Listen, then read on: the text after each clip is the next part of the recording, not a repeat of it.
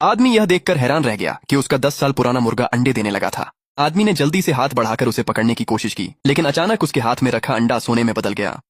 अगले ही पल बूढ़ा मुर्गा मशीन गन की तरह अंडे दागने लगा और एक ही झटके में ढेर सारे सोने के अंडे उगल दिए।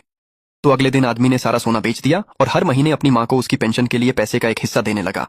लेकिन उसने कभी सोचा भी नहीं था कि एक दिन उसकी माँ उसे फोन करके कहेगी कि उसे उससे एक भी पैसा नहीं मिला। बेटा, मुझे और पैसे मत भेजो, तुम्हारे पैसे को मैं छू भी नहीं सकती। माँ, आप क्या कह रही हैं? इन दिनों मैं तो बस सब्जी और चावल ही खा रही हूँ, पैसे मांगने की तो बात ही छोड़ दो। 1 महीने से तो मैंने मांस तक नहीं चखा है। मैं कसम खाती हूँ बेटा, अब माँ से और नहीं सहा जाता, ये हो ही नहीं सकता। हर महीने की 10 तारीख को मैंने तुम्हें कम से कम 600 ट्रांसफर किए, लेकिन हमेशा देखा कि कार्ड में कुछ भी नहीं था। मेरे पास ट्रांसफर का रिकॉर्ड भी है। 24 महीनों में मैंने एक भी महीना नहीं छोड़ा। आखिरी नंबर है 9934। क्या ये तुम्हारा कार्ड है? लेकिन मुझे एक भी पैसा कभी नहीं मिला। माँ, चिंता मत करो, मैं अभी टिकट खरीदने जा रहा हूँ, मैं तुरंत लौट आऊंगा। 6000 मैंने पूरे 2 साल तक ट्रांसफर किया और मेरी माँ कहती है कि उसे एक भी पैसा नहीं मिला। आखिर वो पैसे गए तो कहाँ?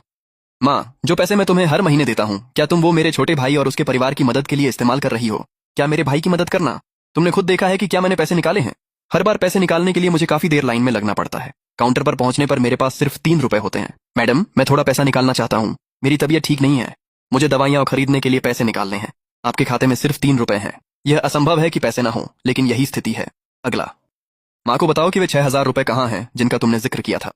सिर्फ 3 रुपए। माँ, मुझे कार्ड दो, यही कार्ड है। तुम हमेशा कहते हो कि पैसे जमा हो गए हैं, लेकिन हर बार जब माँ चेक करने जाती है तो पैसे नहीं मिलते। पापा, क्या हो रहा है? मुझे क्या पता, शायद तुम्हारी माँ ने खर्च कर दिए और भूल गई।